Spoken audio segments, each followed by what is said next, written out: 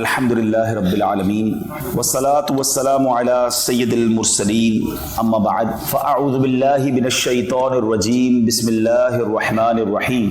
پڑھیے الصلاة والسلام علیک یا رسول اللہ وعلی آلک واصحابک یا حبیب اللہ. الصلاة والسلام علیک یا نبی اللہ وعلی آلک واصحابک یا نور اللہ. درود پاک پڑھنے کے بے شمار فضائل و برکات ہیں. درود پاک کی ایسی ایسی فضیلتیں ہم سنتے ہیں، جب بھی سنتے ہیں ایمان تازہ ہو جاتا ہے. مگر آج میں ایک حدیث پاک وہ آپ کو سنانے جا رہا ہوں کہ جس حدیث پاک سے ہمیں تصویر کا ایک دوسرا رخ بھی سمجھنے کو ملے گا. فضائل تو ہم سنتے ہی رہتے ہیں، مگر بعض اوقات کچھ لوگ یہ سمجھ لیتے ہیں کہ یار درود پاک پڑھ لیا تو اچھی بات ہے، مگر نہیں پڑھ سکے تو کوئی مسئلہ نہیں ہے. ایسا نہیں ہے. درود پاک کو چھوڑ دینا، درود پاک کو بھول جانا، درود پاک کی عادت نہ رکھنا، یہ ایک بہت بڑی محرومی ہے. اب ذرا حدیث پاک سنیے گا. ایک بار بی بی عائشہ صدیقہ رضی اللہ تعالی عنہا فرماتی ہیں، حدیث پاک کا مضمون ہے کہ رات کا آخری پہر تھا اور میں اپنے گھر میں بیٹھی کچھ سی رہی تھی. فرماتی میرے ہاتھ میں سوئی بھی تھی اور میں اس کو سی رہی تھی کہ اچانک وہ سوئی میرے ہاتھ سے گر گئی اور جو چراغ تھا وہ بھی گل ہو گیا. اب ذرا امیجن کیجئے، رات کا آخری پہر جو ہوتا ہے، جو لیٹ نائٹ ٹائم ہوتا ہے، وہ مور ڈارک ہو جاتی ہے رات، مزید اندھیری ہو جاتی ہے رات. اب تو اتنی ساری لائٹس لگی ہوئی ہیں، لیکن اگر یہ لائٹیں بند کر دی جائیں تو آپ سوچیے اندھیرا کتنا ہو جاتا ہے. اور پھر سوئی، وہ تو ویسے ہی بڑی نیڈل بڑی باریک سی ہوتی ہے، وہ کیسے تلاش کی جائے. کہتی میں اندھیرا بھی ہو گیا اور وہ سوئی تلاش کر رہی تھی، اتنے میں میرے سرتاج صاحب معراج، میرے آقا نور والا چہرہ چمکاتے ہوئے میرے کمرے میں تشریف لے آئے. اچھا، نبی پاک علیہ الصلوۃ والسلام جب کمرے میں آئے تو پورا کمرہ بکائے نور، یعنی پورا کمرہ جگمگ جگمگ کرنے لگ گیا. اچھا، اس سے امیجن کریں کہ پیارے آقا کے چہرے سے نور کتنا نکلتا تھا کہ یہ ایک نارمل بات نہیں ہے. فرماتی اتنی روشنی ہو گئی کہ اس نور سے میں نے اپنی سوئی کو تلاش کر لیا. کیا بات ہے، میرے آقا کے نور کی کیا بات ہے، سبحان اللہ. اچھا، نبی پاک تو نور والے، میری آقا کی آل بھی نور والی ہے. امام حسین رضی اللہ تعالیٰ عنہ کے بارے میں آتا ہے کہ آپ بھی جب کمرے میں داخل ہوا کرتے تھے تو آپ کے چہرے سے اتنا نور نکلتا تھا کہ دیواریں روشن ہو جایا کرتی تھی. کیوں؟ نور والے آقا کے نواسے تھے نا. سیدی اعلیٰ حضرت امام اہل سنت جب ہی نہیں لکھتے آقا تیری نسل پاک میں ہے بچہ بچہ نور کا، آقا تیری نسل پاک میں ہے بچہ بچہ نور کا، تو ہے عین نور تیرا سب گھرانہ نور کا. تیری نسل پاک میں ہے بچہ بچہ نور کا، تیری نسل پاک میں ہے بچہ بچہ نور کا. تیری نسل پاک میں ہے بچہ بچہ نور کا، تو ہے عین نور تیرا سب گھرانہ نور کا. سبحان اللہ. اب ذرا سنیے گا.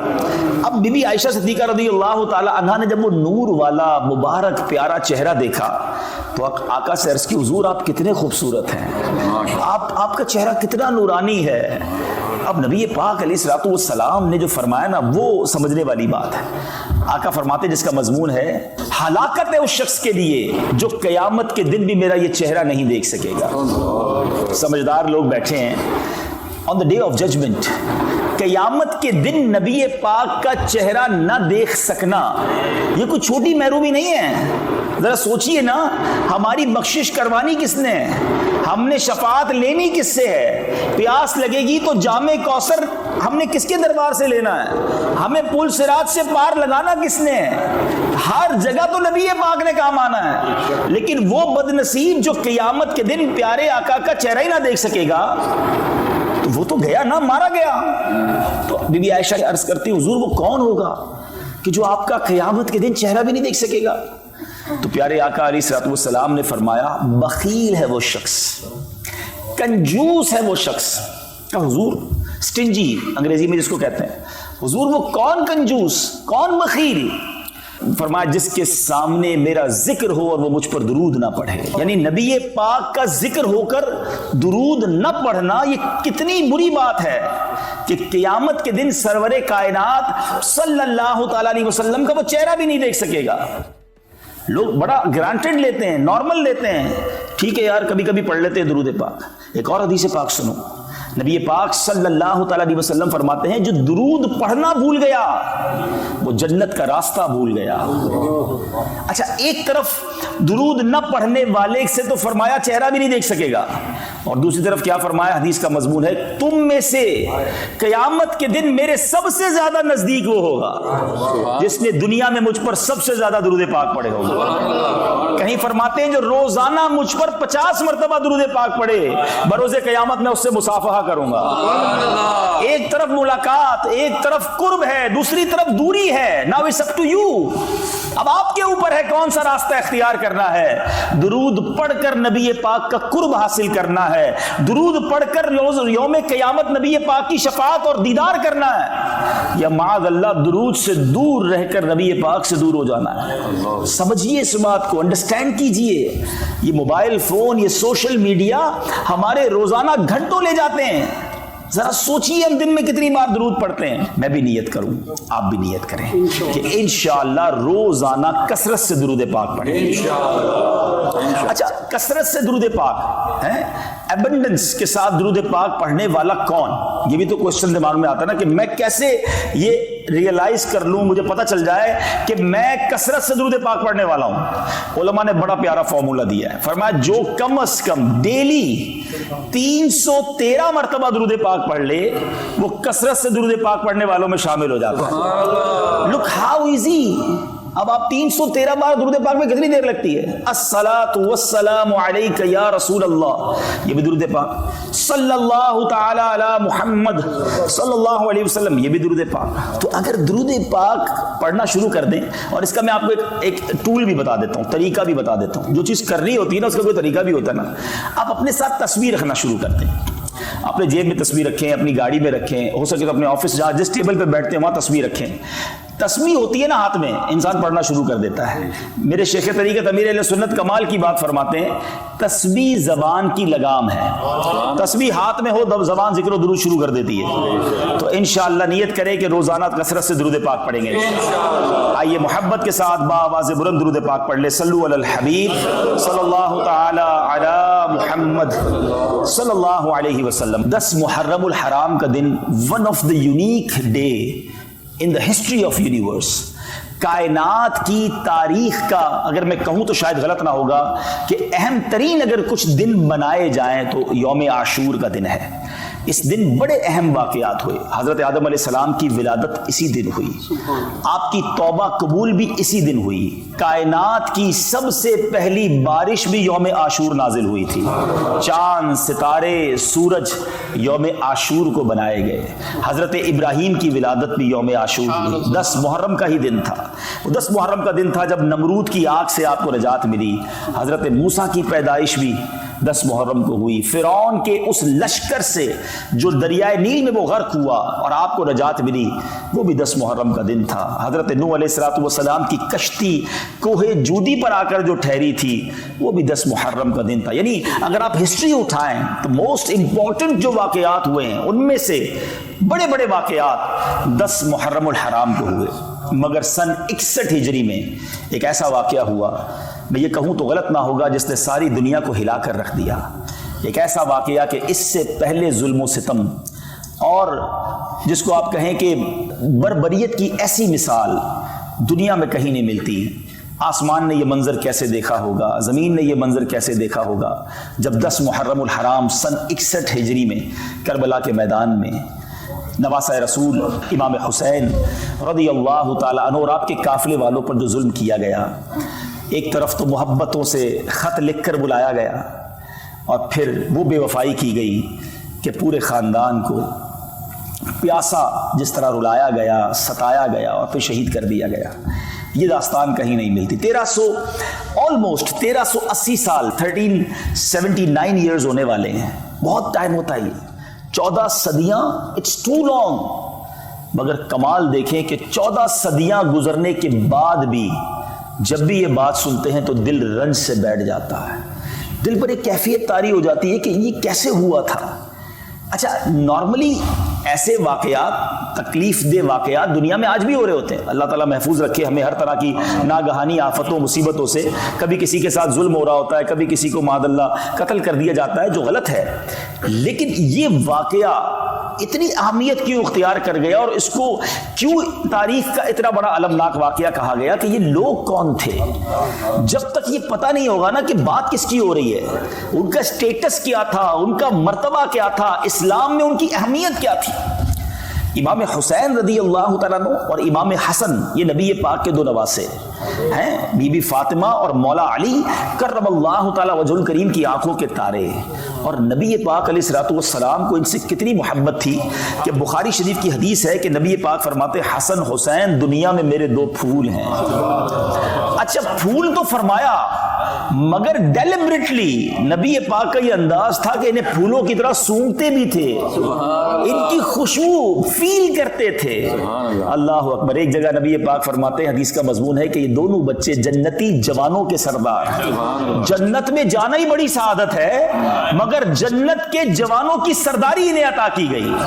آئے ہائے. امام حسن سبحان اللہ ایک بار نبی پاک کے کاندھوں پر سواری کر رہے تھے. آپ نے دونوں شہزادوں کے بارے میں ایک لفظ سنا ہوگا، راکب دوش مصطفیٰ. یہ ان کا ایک بہت خوبصورت اور یہ یونیک لقب ہے، دنیا میں اور کس کو ملے گا. کیوں؟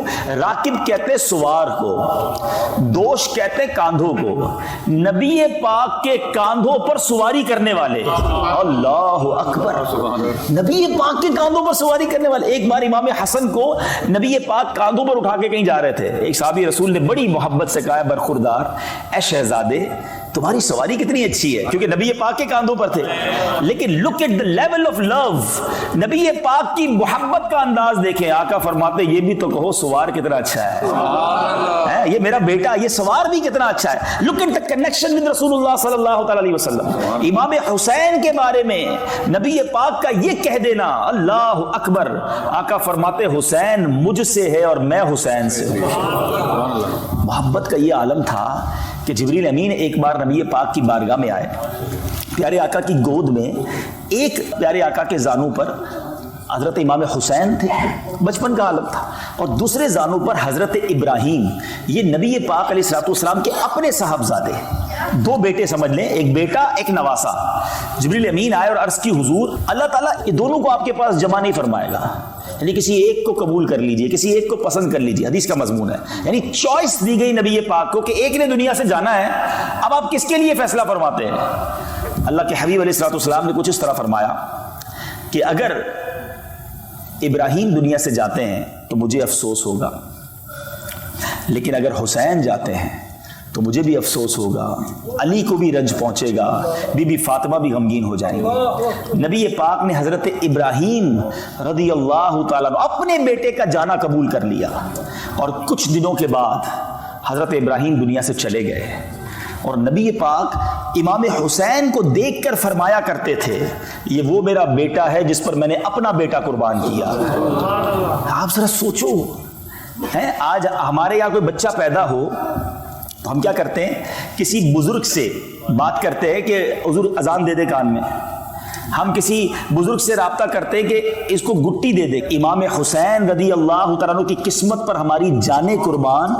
فرسٹ آف آل سب سے پہلی آواز جو امام حسین کے کانوں نے سنی وہ کسی اور کی نہیں، وہ نبی پاک کی آواز سنی. اچھا، اللہ کے حبیب نے اپنی آواز سنائی، اور سنایا کیا؟ سب سے پہلے اللہ کا نام سنایا. اذان میں کیا کہتے ہیں؟ اللہ اکبر اللہ اکبر. اذان دینے والے کون ہیں؟ جناب رحمت للعالمین. اور رب العالمین کا نام سنا رہے کسے؟ امام حسین کو. ارے امام حسین کی ابتدا تو دیکھو کہ آپ کو جو پہلی خوراک ملی ہے نبی پاک نے کوئی کھجور چبا کر نہیں ان کے منہ میں ڈالی، کوئی شہد چاٹ کر ان کے منہ میں نہیں ڈالا. نبی پاک نے اپنی زبان امام حسین کے منہ میں دے دی ڈائریکٹلی. یعنی پہلی غذا جو امام حسین امام علی مقام رضی اللہ تعالیٰ عنہ کے شکم میں آپ کے پیٹ میں جاتی ہے وہ نبی پاک کا لعاب دہن ہے. Look at the value, look at the status. بات کس کی ہو رہی ہے؟ نبی پاک جنہیں کاندھوں پہ سواری کریں, جنہیں گود میں بٹھائیں, پیارے آقا سجدے میں جائیں تو یہ کاندھے پر سوار ہو جائیں. نبی پاک سجدہ طویل کر دیں. اس قدر پیار, اس قدر محبت. اللہ اکبر. اور رب عز و جل نے مقام کیسا دیا کہ ان دونوں شہزادوں کی ایک اور خوبصورت بات سنیے کہ امام حسن جو ہے نا وہ نبی پاک سے چہرے میں مشابہ تھے. پیارے آقا کے چہرے کے عکس سمجھ لیجئے امام حسن ہیں, اور سر سے لے کر سینے تک. اور امام حسین کو یہ شرف ملا کہ سینے سے لے کر پیر تک وہ نبی پاک علیہ الصلوۃ والسلام کے ہم شکل ہیں. پیارے آقا کے سراپے کی کاپی سمجھ لیں. اللہ اکبر.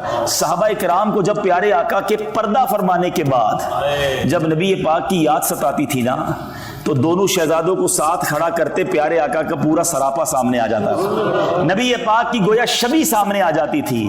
اللہ اکبر. یہ بات سیدی اعلیٰ حضرت نے کمال انداز میں, اتنی شاندار انداز میں بیان کی ہے کہ آج بھی سنے تو ایمان تازہ ہو جاتا ہے. سیدی اعلیٰ حضرت فرماتے ہیں ایک سینے تک مشابہ, ایک وہاں سے پاؤں تک ہے. ایک امام حسن سینے تک سملر ہیں, مشابہ ہیں. ایک سینے تک مشابہ, ایک وہاں سے پاؤں تک. حسن سبتین ان کے جاموں میں ہے نیما نور کا. سبتین کہتے ہیں امام حسن حسین کی جمع کو حسنین بھی کہتے ہیں, سبتین بھی کہتے ہیں کہ ان دونوں کا حسن ایسا ہے کہ یہ ایسا نیما نور کا ہے کہ آدھا جو ہے امام حسن کے پاس وہ شرف ہے اور سینے سے لے کر پیر تک امام حسین کے پاس. مگر اگلی جو بات کہی نا اعلیٰ حضرت نے, آپ فرماتے صاف شکل پاک ہے دونوں کے ملنے سے عیاں. یعنی جب یہ دونوں ملتے ہیں نا تو پورا سراپا سامنے آ جاتا ہے. اور جو اگزامپل دی ہے اعلیٰ حضرت کا علم دیکھیں, آپ فرماتے ہیں صاف شکل پاک ہے دونوں کے ملنے سے عیاں, خط تو اب میں لکھا ہے یہ دو ورقہ نور کا. اب ذرا سمجھیے گا اس بات کو, کمال آپ کو پیار ہو جائے گا اعلیٰ حضرت سے. سیدی اعلیٰ حضرت کا کمال ہی ان کو جتنا سمجھے نا ان کی عظمت ان کی محبت اور بڑھ جاتی ہے. خط توأم کسے کہتے ہیں؟ یہ ایک اصطلاح ہے, یہ ٹرمینالوجی ہے. آج کل آپ آسان لینگویج میں ینگسٹرز بھی بیٹھے ہیں, کوڈ ڈی کوڈ جس کو کہتے ہیں نا, خفیہ ورڈز ہوتے ہیں, پاس ورڈز ہوتے ہیں. فوجی لوگ جو ہوتے ہیں یا اسٹریٹجی پلان ہوتی ہے وہ نارمل لینگویج میں نہیں ہوتی, وہ کوڈز میں ہوتی ہے تاکہ کسی کے ہاتھ میں لگ بھی جائے تو پتہ نہ چلے یہ کیا ہے. تو پہلے تو یہ سب نہیں تھا, اور فیکس, ٹیلی فون, واٹس ایپ یہ بھی نہیں تھا. تو پہلے کیا ہوتا تھا کہ اگر فوج جو ہے یا کمانڈوز جو ہیں یا کمانڈر کسی محاذ پر ہیں اور اب ان کو کوئی اسٹریٹجی بھیجنی ہے تو ایک بندہ خط لے کر جاتا تھا. اب سوال یہ تھا کہ راستے میں کوئی انٹرسیپٹ کر لے تو خط ہی چھین لے تو پتہ چل جائے گا کیا پلان بھیجا جا رہا ہے. تو اس کو دو پارٹ میں بھیجا جاتا تھا. ایک آدھا خط بھیجتے تھے, وہ آدھا خط ملتا تھا نا تو بات سمجھ نہیں آتی تھی جب تک دوسرا خط نہیں آتا تھا. پہلے پہنچنے کی اطلاع آ جاتی پھر دوسرا روانہ کیا جاتا. جب ان دونوں کو ملایا جاتا تو یہ بات پوری سمجھ آتی تھی کہ اصل ماجرا کیا ہے. اس کو کہتے تھے خط توأم. اللہ اکبر. اعلیٰ حضرت کہتے ہیں کہ صاف شکل پاک ہے. جب ان دونوں کو ملاؤ نا تو ملتا کیا ہے؟ صاف شکل پاک ہے دونوں کے ملنے سے عیاں, خط توأم میں لکھا ہے یہ دو ورقہ نور کا. یہ ایسے ورق ہے نور کے کہ جب ان کو ملا دو تو نبی پاک کا سراپا سامنے آ جاتا ہے. اللہ اکبر. یہ جاری. تو حسنین کریمین وہ ہستیاں ہیں. اب جب یہ اسٹیٹس, یہ مقام, یہ مرتبہ آپ کے سامنے ہے نا, پھر سمجھنا, پھر اس واقعے کی جو اہمیت ہے وہ سمجھ آئے گی کہ بات کس کے ساتھ ہو رہی ہے, یہ ظلم ہوا کس کے ساتھ ہے. لیکن نازوں سے پلے ہوئے, آنکھوں کے تارے ہیں, نبی پاک کے جگر کے ٹکڑے, مگر اس کے باوجود ایک بار پیارے آقا علیہ الصلوۃ والسلام آنسو بہا رہے تھے, گریہ فرما رہے تھے. ہماری امی حضور نے پوچھا کہ حضور کیا ہوا؟ نبی پاک علیہ الصلوۃ والسلام نے کچھ اس طرح فرمایا کہ جبریل امین آئے تھے اور مجھے آ کر بتایا کہ میرے اس نواسے کو میری امت کے لوگ شہید کر دیں گے. اور مجھے جبریل امین نے اس جگہ کی مٹی بھی دکھائی ہے. پیارے آقا نے وہ مٹی حضرت ام سلمہ رضی اللہ تعالی عنہا کو بھی دکھائی, اور پیارے آقا نے اس مٹی کو سون کر کچھ اس طرح فرمایا کہ اس سے کرب و بلا کی بو آتی ہے, اور وہی کربلا کی مٹی تھی. اور جب حضرت امام حسین رضی اللہ تعالیٰ عنہ کو 10 محرم کو شہید کیا گیا تو وہ مٹی بھی لال ہو گئی تھی. اب بڑی اہم بات جو میں آج کربلا کا واقعہ آپ کو نہیں سناؤں گا. واقعہ کربلا ہم بچپن سے سنتے آ رہے ہیں اور سنتے رہیں گے, مگر اس پورے انسیڈنٹ سے, اس پورے واقعے سے سیکھنے کو کیا ملا؟ ہر سال 10 محرم آتی ہے, میری ذات میں کیا فرق آتا ہے؟ میں اس سے کیا میسج لیتا ہوں؟ امپلیمنٹیشن کیا ہوتی ہے؟ نیاز بھی بناتے ہیں, نعرے بھی لگاتے ہیں, میں تو پنجتن کا غلام ہوں, صحیح ہے, بڑی اچھی بات ہے, لیکن کیا یہی پیغام کربلا ہے؟ کیا یہی اس پورے واقعے سے امت کو سیکھنے کو ملتا ہے؟ نہیں جناب, ہم اس کی بڑی اہم چیزیں مس کر رہے ہیں. پہلا آپ کے لیے میسج, میرے لیے میسج, کہ نبی پاک کو معلوم تھا کہ امام حسین شہید کر دیے جائیں گے. مولا علی کرم اللہ تعالی وجہ الکریم کو معلوم تھا, ٹھیک ہے, بی بی فاطمہ کو بھی معلوم تھا, صحابہ کرام کو بھی پتہ چل گیا تھا. مگر کمال یہ ہے کہ کبھی ایک بار امام حسین کا جو یہ واقعہ ہوا نا, آپ کی آلموسٹ ایج 56 ایئرز تھی, یعنی پیدائش کے وقت بتا دیا گیا ہے, 56 ایئرز کے بعد یہ واقعہ ہوا ہے. اس پورے سفر میں, اس پورے ٹائم میں کبھی ایک بار نبی پاک نے ہاتھ اٹھا کر اللہ سے دعا کی ہو کہ یا اللہ میرے نواسے حسین پر یہ مشکل وقت نہ آئے, یہ مصیبت ٹال دے؟ کبھی مولا علی نے عرض کی ہو کہ حضور آپ کی دعائیں رد نہیں ہوتی, آپ کی دعا تو عرش پر جاتی ہے, ہاتھ اٹھائیں, آپ کو حسین سے پیار بھی بڑا ہے رضی اللہ تعالیٰ عنہ, دعا کر دیں. بی بی فاطمہ عرض کرتی ہیں, کسی نے نہیں کہا. کیوں؟ پتا تھا مگر یہ دعا نہیں کی. اللہ اکبر, یہ اللہ اکبر بھروسہ کیسا تھا, یہ امتحان کی تیاری تھی. ایوری بڈی نوز, سب کو پتا تھا کہ یہ امتحان, یہ ایگزام ہونا ہے, but we are ready, we are prepare. بچے کو تیاری اس امتحان کے لیے کیا جا رہا ہے. یہ میسج ہے, یہ کربلا کا میسج ہے کہ زباں پر شکوے رنجو علم لایا نہیں کرتے, زباں پر شکوے رنجو علم لایا نہیں کرتے, نبی کے نام لیوا غم سے گھبرایا نہیں کرتے. امتحان اللہ والوں پر آتے ہیں, امتحان اللہ کے نیک بندوں پر آتے ہیں اور زیادہ آتے ہیں, مگر ہم جیسے گناہ گاروں پر چھوٹا سا امتحان, چھوٹی سی تکلیف, چھوٹا سا ایگزام آ گیا, پہلے ایگزام میں فیل, پہلے ہی امتحان میں فیل, پہلی باری میں شکوہ, شکایت, کمپلین. اب بتاؤ نا, ایک طرف تو کہتے ہیں پنجتن کے غلام ہیں, انہوں نے سر کٹوا دیے, شکوہ نہیں تھا. کیا کربلا کے میدان میں 3 دن کے پیاسوں نے یہ کہا تھا اللہ سے کہ یا اللہ ہم تو تیرے نبی کی آل ہیں, پھر بھی پیاسے ہیں, پھر بھی ہمیں تلواروں سے مارا جا رہا ہے؟ سب اللہ کی رضا پر راضی تھے. آج تھوڑے بیمار ہو جائیں, تھوڑے پیسے کم ہو جائیں, تھوڑا کاروبار میں لاس ہو جائے, تھوڑی جاب میں پرابلم ہو جائے, تھوڑے ویزا کے ایشوز آ جائے, کمپلین کمپلین کمپلین.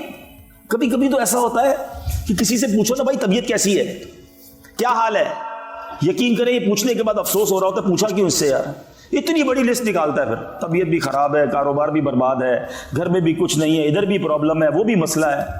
بندہ کہ یار زندگی میں اس کے کوئی سکھ نہیں دیا اللہ نے, کوئی شکر کا جملہ نہیں, کوئی اللہ کی مہربانی کی بات نہیں, ٹینشن, تکلیفیں, کمپلین. مجھے بتاؤ نا, یہ جو ہم لوگوں کو بتاتے پھرتے ہیں مجھے یہ مسئلہ, وہ مسئلہ, یہ پرابلم, کیا یہ بتانے سے پرابلم ٹھیک ہو جاتی ہے؟ ٹھیک نہیں ہوتی. مگر جو اجر, جو ثواب, جو نعمت آپ کو ملنی تھی وہ بھی ضائع ہو گئی. بیماری بھی رہی, ثواب بھی چلا گیا, نقصان حل نہیں ہوا, پیسے واپس نہیں آ گئے جو کھو گئے تھے, مگر جو صبر کا ثواب تھا وہ بھی چلا گیا. نہیں میرے میٹھے اسلامی بھائیوں, اور یہ تو قرآن کا وعدہ ہے, یہ اعلان تو پہلے سے ہوا ہے کہ ہم تمہیں آزمائیں گے, ہم سب کو آزمایا جائے گا. یاد رکھیے, کبھی کبھی یہ شیطان وار کرتا ہے کہ یار پہلے میں نماز نہیں پڑھتا تھا, اتنے پرابلمز نہیں تھے, جب نماز پڑھنے لگا ہوں, دین کی طرف آنے لگا ہوں, مذہبی میں نے ذرا تھوڑا سا گیٹ اپ بھی اپنا لیا ہے, میں تھوڑا سا حلال کی طرف آ رہا ہوں, تو ڈیفیکلٹی بڑھتی کیوں جا رہی ہیں؟ تو یہ پھر وسوسہ ڈالتا ہے شیطان کہ یار یہ کیا ہو رہا ہے. سبحان اللہ, نبی پاک کی کیا شان ہے. میرے آقا چند جملوں میں مسئلے حل کر دیتے ہیں. نبی پاک علیہ الصلوۃ والسلام نے ایک بار ارشاد فرمایا جس کا مضمون ہے کہ سب سے زیادہ جس کو تکالیف آتی ہیں, جس کو پرابلمز آتی ہیں, وہ انبیاء کرام ہیں. اب بتاؤ نا, نبیوں کے تو قدموں کی دھول کے برابر بھی نہیں نا. جب نبیوں کو سب سے زیادہ تکلیفیں آتی ہیں, پھر آقا نے فرمایا اس کے بعد اس پر زیادہ مشکل آتی ہے جو دین سے جتنا قریب ہوتا ہے, جو جتنا دین کے اللہ کے قریب ہوگا اس پر اتنی ڈیفیکلٹی آئیں گی. آقا فرماتے ہیں جس کا مضمون ہے, دراصل اللہ کی منشا, اس کی مشیت یہ ہے کہ میرے بندے سے زندگی میں جو خطائیں ہو گئیں، جو غلطیاں ہو گئیں، میں کچھ آزمائشیں بھیجوں، تکلیفیں بھیجوں، وہ صبر کرے، اس کے وہ گناہ دنیا ہی میں معاف ہو جائیں۔ اب میرا بندہ میرے پاس آئے تو گناہوں سے پاک آئے، میں اسے جنت میں داخل کر دوں۔ اب بتاؤ یار، یہ بیماری، یہ پریشانی، یہ ڈیفیکلٹی تو میرے گناہ معاف کروانے آئی تھی، یہ تو اللہ نے مہربانی کی تھی۔ ہمارے اسلاف، ہمارے بزرگان دین ویلکم کرتے تھے پریشانی کو، انتظار کرتے تھے کہ خیر تو ہے، اتنے دن گزر گئے، کوئی ٹینشن ہی نہیں آئی ہے۔ اور ہم ہیں کہ چھوٹی سی تکلیف پر واویلا، کمپلین، ناشکری، کفریہ کلمات تک لوگ بول جاتے ہیں۔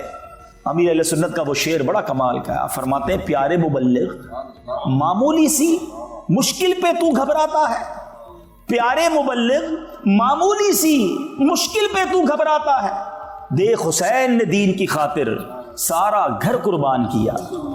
آپ کبھی درس دینے جاتے ہیں، کوئی ڈانٹ دے، کہتے ہیں میں درس نہیں دوں گا، میں قافلے میں نہیں جاؤں گا بھائی، وہاں تو صحیح طریقے سے ویلکم بھی نہیں ہوا، میں دین کا کام نہیں کرتا بھائی، آج کل بہت مشکل ہے، چھوٹی سی بات پر دین کا کام چھوڑ دیا۔ شیطان تو چاہتا یہی تھا، امام حسین بھی کہتے خط لکھ کر بلایا تھا، ویلکم کرنے کا وعدہ کیا تھا، ادھر تو تلواریں، میں بھی واپس جاتا ہوں، سر کٹوا دیا، کمپرومائز نہیں کیا۔ اور ہم ہیں کہ چھوٹی چھوٹی بات پر بہت زیادہ ہم واویلا کرتے ہیں۔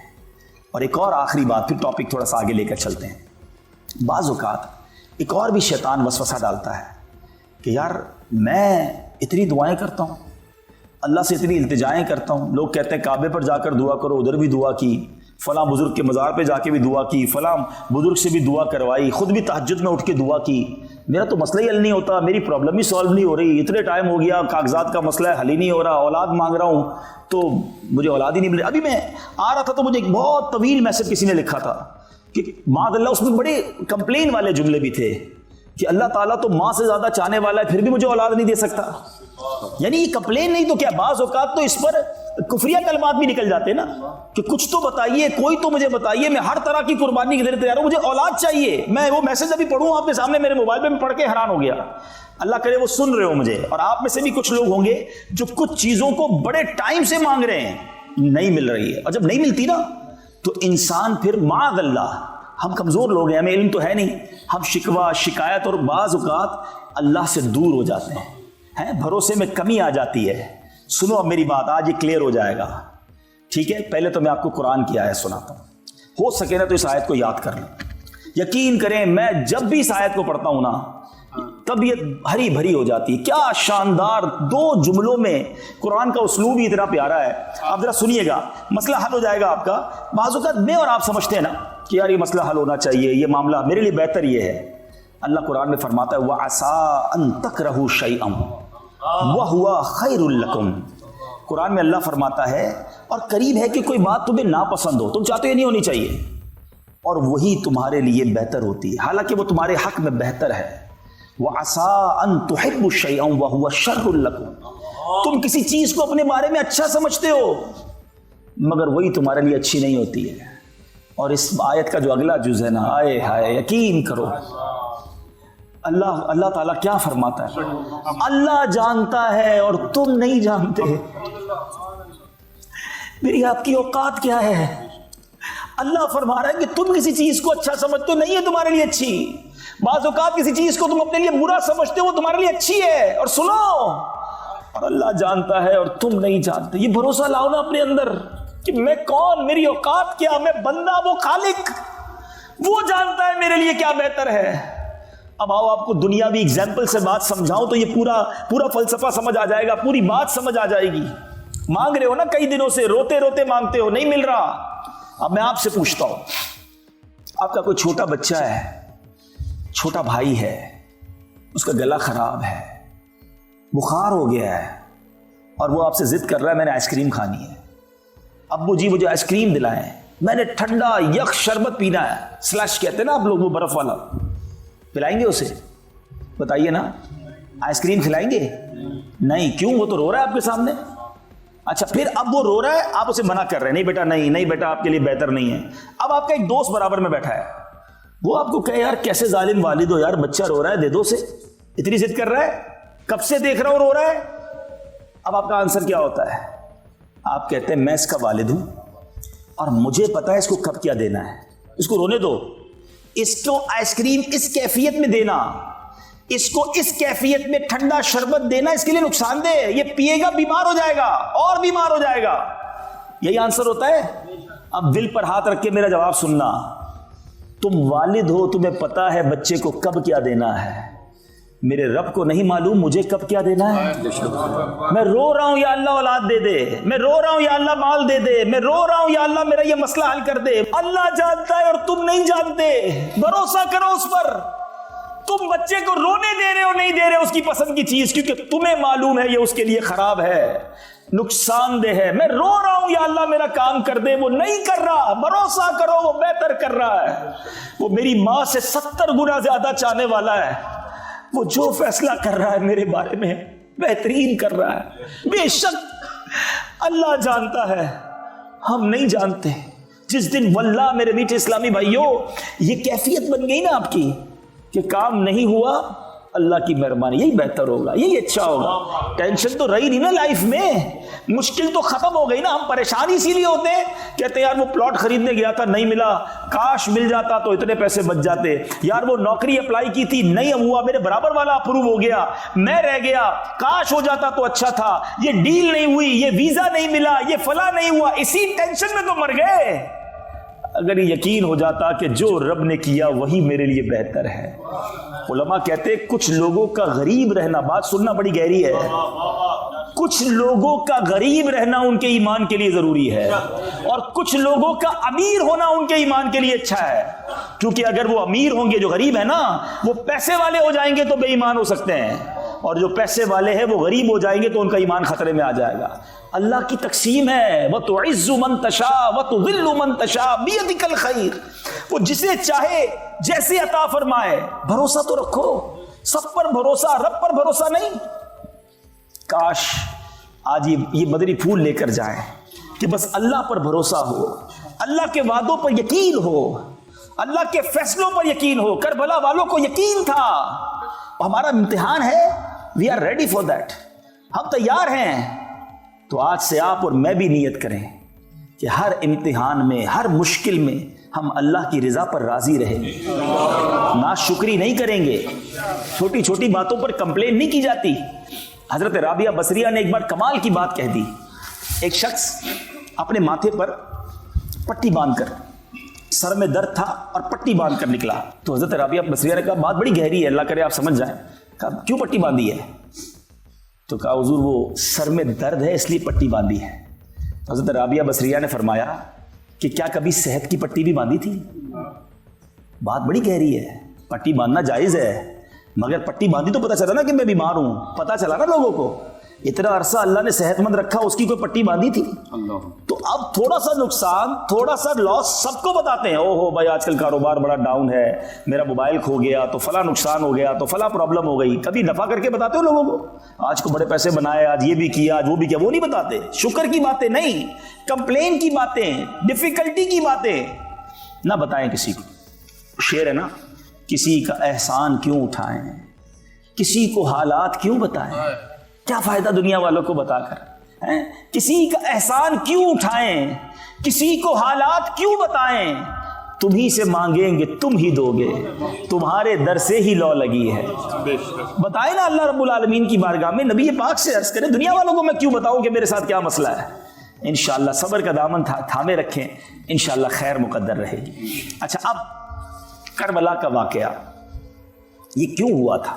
امام حسین کو یزید نے جب یہ اعلان کیا اور لوگوں نے اس کی بیعت کرنا شروع کی, اور بڑے بڑے صحابہ تھے, بڑے بڑے نیک لوگ تھے جنہوں نے انکار کر دیا کہ ہم اس یزید پلید کی بیعت نہیں کریں گے.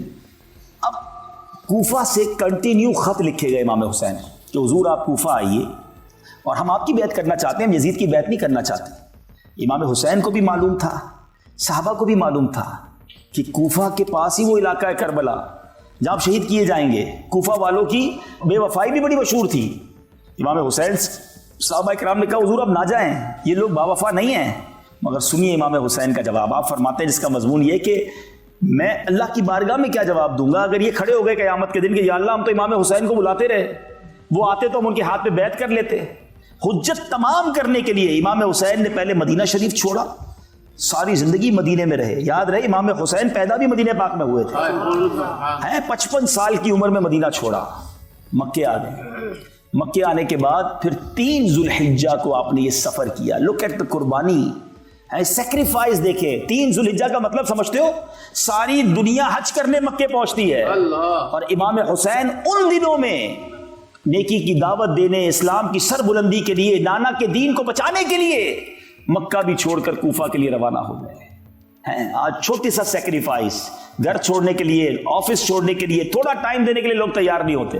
نہیں بھائی ہمارے پاس تو کوئی ٹائم نہیں ہے، ہم بہت بیزی ہیں، ہمارے پاس کہاں وقت نکالیں گے دین کے کام کے لیے، قافلے کے لیے، فلاں کام کے لیے. تھوڑا بھی وقت نہیں نکالو گے اور کہتے ہو کہ کربلا والوں کے غلام ہیں، پنجتن کے غلام ہیں. سب کچھ چھوڑا اور اب جب کوفہ پہنچے امام حسین. اب اس سے پہلے ایک واقعہ کیا ہوا کہ جب امام حسین کو بہت منع کیا گیا نا کہ حضور آپ نہ جائیں، تو بیچ کا راستہ یہ نکالا گیا کہ ایسا کرتے ہیں وہاں کے حالات دیکھنے کے لیے ہم ایک اپنا ڈیلیگیشن بھیج دیتے ہیں، کسی نمائندے کو بھیج دیتے ہیں. تو حضرت مسلم بن عقیل رضی اللہ تعالیٰ عنہ کو بھیجا گیا کہ وہاں جائیں، حالات دیکھیں، پھر وہ ہمیں اطلاع کریں، پھر چلے جائیں گے. حضرت مسلم بن عقیل گئے تو کمال ہو گیا. ایوری بڈی ویلکمڈ ہم، ہر طرف سے ان کے نعرے تھے، ویلکم کیا گیا. امام حسین کے نائب کے طور پر ان کے ہاتھ پہ ہزاروں لوگوں نے بیعت کر لی. تو انہوں نے جب معاملات اتنے اچھے دیکھے، معاملات اتنے زبردست دیکھے، تو امام حسین کو خط لکھ دیا کہ حضور یہاں تو معاملہ بہت اچھا ہے اور آپ آئیے، لوگ آپ کی بیعت کرنا چاہتے ہیں، بہت محبت کرتے ہیں آپ سے. اور یہ اس کربلا کے واقعے کا ٹرننگ پوائنٹ تھا. اللہ کی کرنی تھی، ہونا تھا، مگر یہ جو ٹرننگ پوائنٹ تھا نا وہ یہ تھا کیونکہ اس زمانے میں موبائل کمیونیکیشن تو تھا نہیں. ادھر خط روانہ ہوا، ادھر کوفہ والوں نے بے وفائی کرنا شروع کی.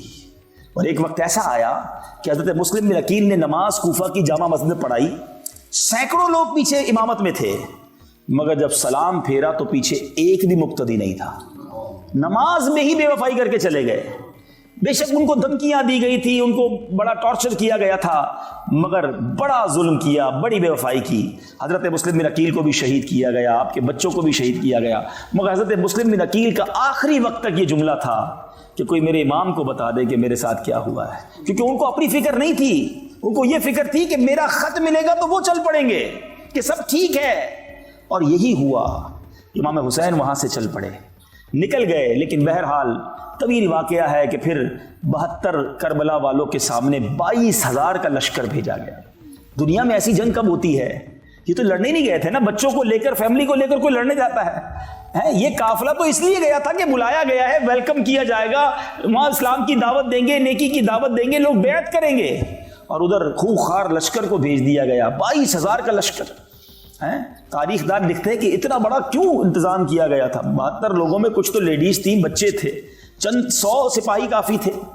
انہیں پتا تھا کہ یہ شیر خدا کا خون ہے، یہ اللہ کی تلوار کی اولاد ہے، نبی پاک اور شہزادی کونین کا خون ہے ان کے اندر. ان سے آسان نہیں ہے لڑنا. اور ایسا ہوا بھی کہ جب یہ مارکا ہوا تو کئی لوگ خاک و خون میں نہلا دیے گئے اور ان کو برباد کیا گیا امام حسین کی تلوار سے. اور بڑے بڑے ہمارے جو اہل بیت اطہار کے جو سمجھیے کہ شاہ سوار تھے، لیکن آخرکار 3 دن کی پیاس، 3 دن کی بھوک، یہ شہید کر دیے گئے. لیکن میں نے کہا نا کہ میں تفصیلی واقعے کی طرف نہیں جانا چاہ رہا ہوں، میں آپ کو چند باتیں پوائنٹ آؤٹ کروانا چاہ رہا ہوں تاکہ آج کے بعد اب ہم یہاں سے کھڑے ہوں تو اپنی ذات میں کچھ تبدیلی لے کے کھڑے ہوں، کچھ امپلیمنٹیشن لیں. آپ کو پتہ ہے شب عاشور کیا ہوا تھا؟ 9 محرم کے بعد جو رات آئی تھی، صبح 10 محرم ہے، عاشورہ ہے، تیاری ہو رہی ہے کہ صبح لڑائی ہوگی اور معاذ اللہ صبح خون کی ندیاں بہائی جائیں گی. What happened on the night of Ashura? The night between 9th and 10th Muharram. There are 2 camps. 2 camps تھے. ایک 72 اہل بیت اطہار والے تھے اور ایک یزیدی کیمپ تھا جہاں 22,000 لوگ تھے. حسینی خیمہ تھا، یزیدی خیمہ تھا. کیا ہو رہا تھا اس رات؟ حسینی خیمے میں تلاوت ہو رہی تھی، دعائیں ہو رہی تھی، سجدے ہو رہے تھے، التجائیں ہو رہی تھی، دریا وزاری ہو رہی تھی.